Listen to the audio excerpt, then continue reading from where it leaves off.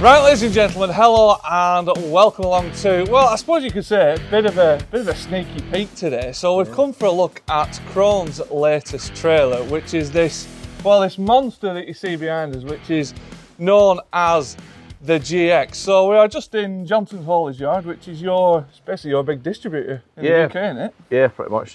Wayne does all our distribution for us around the UK, and all our machines come here from the factory. So that's it. So to be. I thought we'd sneak in, while the trailer was here, have a little look around. We've got Craig Bryson from Krone UK. He's going to show us around this mighty beast. And also as well, this is going to be at Lama, is it? Yeah, it is, yeah. So it'll be at Lama 2023 at the NEC in Birmingham. But like I say, for now, we'll take a little look at this trailer and see what it's all about. So if we spin around, Craig, I mean, for a start off, just sort of tell us kind of where this sits in the Krone family, because you had the TX, did you? Yeah, we still make the TX, which was primarily just a forage trailer, to be honest. Just done, silage, maize, transport. Just a big trailer with a moving floor? Pretty much, yeah. It was just a forage wagon without the pickup reel, basically. But the idea behind the GX is basically a complete multi-purpose trailer. It'll handle everything from rapeseed through all the forage crops, grains, and onto root crops as well, potatoes and sugar beet as well. So the idea is you've got one trailer that does absolutely everything you'd ever need a trailer to do. That's it. And why did sort of like Krone, I don't know, I suppose, feel the need to come up with this trailer concept? Probably just going online, we do the lorry trailers as well, just trying to be an expert in transport technology for forage crops as well. Yeah. We make trailers, we do forage wagons, we do TXs, we might as well add another one.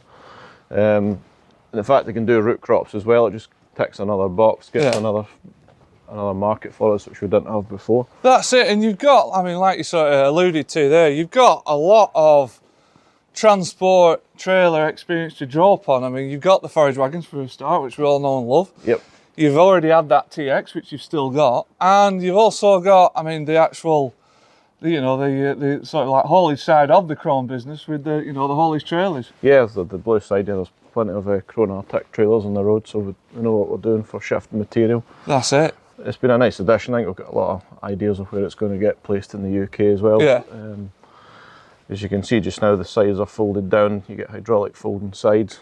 Each side's independently controlled, so designed, if you come up behind the potato harvester or sugar beet harvester, you can lower the side down a bit to get the elevator in lower, so it's not dropping the crop from too high. Or even if you're running against a forage harvester, if your trailer driver's feeling generous, you can drop a side, make it slightly easier to load for a little while, well, that's then put it back up. Keep all them forage drivers happy, whether they're lefty blowers or righty blowers. Yeah, we'll not get into that. No, we're not starting that conversation today, but it will keep them all happy because you've got independent control. Yeah, it's independent either side, and if you can see the rear extension on the back door's bolted on, if you really need to lower the height of the machine, you can take that off, if you're tipping grain in a low shed. Right. You can take that extension off, the front one folds down, and you've got quite a low trailer then. Yeah. You've got your standard grain chute on the back door there, so if you are shifting any sort of grain, you've got that built in for you. That's it. When we're at the back, we've got the smart bumper as well, so at the moment the bumper's folded up, so when you activate the unloading sequence, the bumper folds up out the way. Once you get back on the road, if you forget to put it down over 15k, it folds itself back down. Right, and that just falls down horizontal? Yeah, just slightly below horizontal, yeah. So and that's literally just to be a back bumper? Yeah. And in terms of models in the GX range, what have you got? So we've got two. So this one's the entry-level model, which is the GX 440, which is 42 cubic metres. This is the baby one, is it? This is the little one, You don't do things by halves, you lot, do you? Well, you might as well get on, wouldn't you? And the next one up, you get the 520, which is 52 cubic metres. Right. We brought this one in a tridem axle, which is an option. Tandem's usually standard. Yeah. But I thought I'd give the tridem a go. So it's a lifting and steering front axle as well. Right. This one's on mechanical force steering axles. On a tandem axle one, you get either floating steering, just like you get in the forage wagon, just a following axle, or you get the fixed mechanical. So that's just force steering. So this one, so you've got your 2K50 balls that go either side of your hitch. Basically, they just push hydraulics back and forward to do your steering. That's it, and then they just move the front axle and back axle. Front and back steer. And then the next upgrade up from that, which is quite popular in Germany, there's a electronic force steering option. Because in Germany they drive over a lot of clamps.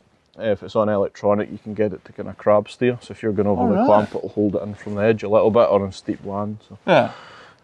So like if you're on a side slope in a field, you can sort of steer it uphill a bit. Turn it up a little bit, yeah.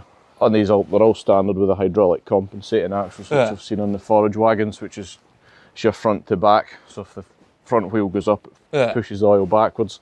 Again, it's ideal for driving over clamps. It's a simple system. Yeah, and that's something you've had before, isn't it? You've had that on your forage wagons. And... Yeah, it goes back a long way, to be honest. I remember. Yeah, back well into the early kind of 2000s. And a nice feature, which we've won quite a few awards for this, was the Krone exact unload. So basically, you can tell it how long your clamp is, and that'll give you a target speed to drive at. Yeah. And it unloads it perfectly along that. So you can start at the back of your clamp, start unloading, and hopefully by the time you get to the front, or just before the front, it'll be done. Yeah, and it'll be perfectly distributed all the way along. So if you're running a drying floor that's quite a length, you can tell it, and that'll tell you what speed to drive at. Yeah. As I say, in Germany they drive over a lot of clamps. That's probably its main feature. That's it. So as well as keeping the forager drivers happy, you're keeping those angry butt rate drivers happy as well. Keep them happy, yeah. So you can just then get just a nice even layer and tickle it about, and it's perfect. Lots of rolling then, lots of consolidating. I suppose as well, I mean, it's quite apt that we've got a rake of big X's behind us. This will go beautifully with these. Yeah, it's fantastic, yeah. And you can tie it up, if you put weigh scales on it, you can tie it up with your forager to your auto calibrate. You can run it all that way, so the trailer and the forager talk in combination to keep the forager 100% calibrated at all times. So you could go and weigh off with this trailer, get an exact weight. And it tells the forager when it's next to it. Yeah. And then it just keeps everything in complete sync then. Right. There you go. So we'll dive into a bit more detail. We'll start at the front here. We've mentioned the drawbar and what you need there to make that happen. Yep. Talk us through some services and what you need there. So your unload sensing really, an isobus. All your brakes is standard, and your load sensing hydraulics to work all the features. And you can see there's the acrylic glass front. That's 10 millimeters thick. So you can see what's going on in the trailer at all times from the cab. That's it. And that'll be fairly tough, that will it? Yeah, it's 10 millimeters thick, so it's that'll be like a sort of polycarbonate kind of thing, is it? Yeah, something like kind of acrylic-y stuff, yeah. What are these springs for, yeah? Yeah, so the springs, you've got one either side, so basically how the GX works, so that the front wall is attached to the fabric rubber belt. So rather than pushing the crop to unload, the load's transported out, as you will. So you've got two gearboxes at the front that pull the chain. Right, so they're just under here somewhere? Yeah, I don't know how much of a view we'll get, but yeah, there's two gearboxes on either side. You might get up over the top. Right. The idea of the springs is, obviously, as your chain's coming up over the cog at the gearbox, to stop at the chain bunching up when it gets loose. Those tension springs just keep the chain tight. Right. As it's unloading. Got you. Reversing back, so that's the main reason the GX can do root crops and any sort of crop, because it's not actually pushing it out. Yeah. So any force exerted on the crop when it's full, that doesn't change when it's emptying all the way out. Right. And it's all very clinical and clean. There's kind of fiberglass sides with a scissor door. There's rubber seals all the way around about. But yeah, the floor's rated to, that's 100-ton braking force on the rubber floor. And each chain that drives, it's 25 tons as well, so she's got a bit of force. Right, so it can handle it then? It can, yeah. And then this little bit of mesh that we can just sort of seal there, is that like a bit of an extension? Yeah, so that's your fold down extension. So if you fold the sides back up, that folds up again. That goes up as well? Yeah, so it's got mesh. I think you can get a perspex screen for the back of that as well if needs be anyway. And something like that, if you're opening up a maize field, you're following the forager, you can plop that forward and... Yeah, and you've got your hydraulic drawbar here, so you can drop the thing onto its nose at the front. Create quite a big target for the forager driver as well. Does this provide a bit of suspension as well? Yes, you've got suspension as well. You've got accumulators that give you a bit of drawbar suspension. And a new feature out this year, you've got your gauge on the front, but this year there's a new actual sensor a level sensor.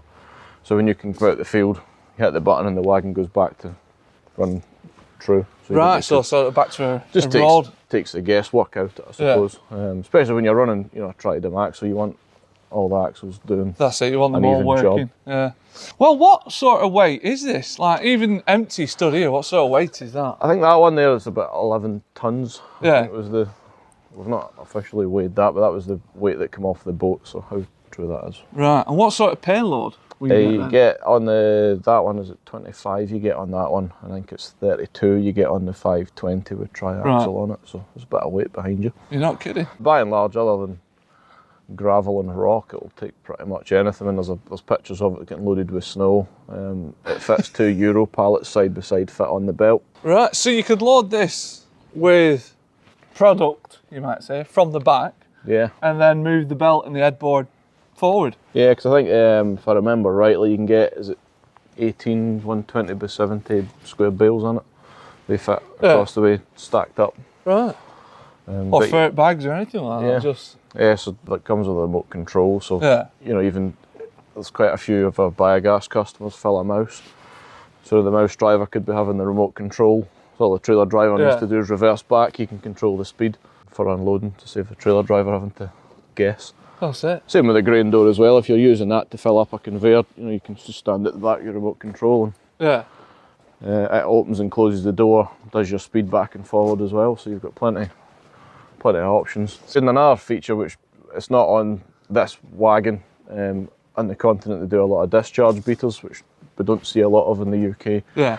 But if you do have discharge beaters, obviously that would probably hinder a lot of other crops, but within 15 minutes you can change the beaters from being in the fixed position for unloading forage. You can attach them to the back door, so if you're unloading anything else, the beaters go out. Or they go swing out with the door. Yeah. Right. To say it takes about 15 minutes to swap over, but we don't have it on this one. But it's not something we really see in the UK, is it? It's not really, no. Beaters, but it's more for, like say, on the continent where they drive over the clamps and they want it spreading out nice and even. But just to keep it as versatile as they can. And when we see inside, you know, the sides are very clean and clinical, you know, everything's smooth. Yeah. So if you are going from, you know, you could be shifting dung one day to grain the next, it wouldn't take a lot of washing out because everything's that smooth. It's contained as well, isn't it? It is, yeah. So from that side of things, you know, it's just trying to make it as easy and simple as possible. And here we can see a lot more of the axles and suspension and everything. And that'd be, what we're looking at here, that would be standard for this trailer pretty much. In terms of your suspension and running gear and everything. Yeah. You're not going to do a simpler option like springs or anything like that? No, this one's fairly high spec as standard, this one. Yeah. But it's quite although it sounds like a complex system, it's very simple. You've got 2 hydraulic rams that suspend the axles, and it's not overly complicated in there. It's just heavy built and that's it, simple. Yeah. It's just different. Does the job, yeah. And in terms of like UK availability, obviously you got this one here. This is going to be at Lama. Yeah, this will be at Lama, and then in a few weeks' time. We've got a tandem axle one coming for the season as well for this year, so for next season, sorry. So yeah, there'll be 2 going about the UK. I say it's still early days for the product across the world, but yeah, after that, it should be a bit more available. Yeah. Which would be ideal. Yeah, I think there'll be quite a good uptake with it in the UK. It's certainly got potential in my eyes. It's, you know, if they can have one trailer instead of a couple of trailers for doing all the jobs, well, it makes all the difference, really. And this style of trailer, this multi-purpose trailer, is it a big thing on, in continental Europe? Yeah, I've been talking to our colleagues in Germany. Transport trailers, the big giant silage trailers and stuff, have always been popular in Germany. So it's just slotted right in, and it's there's a lot of root crops grown in Germany, so it ticks a lot of boxes over there, to be fair. But yeah, I don't see why not in the UK either. That's it. That was another reason, they put the rubber floor in for the root crops as well. So if you are dropping them in, there's a little bit of spring on that. You get a bit of cushioning.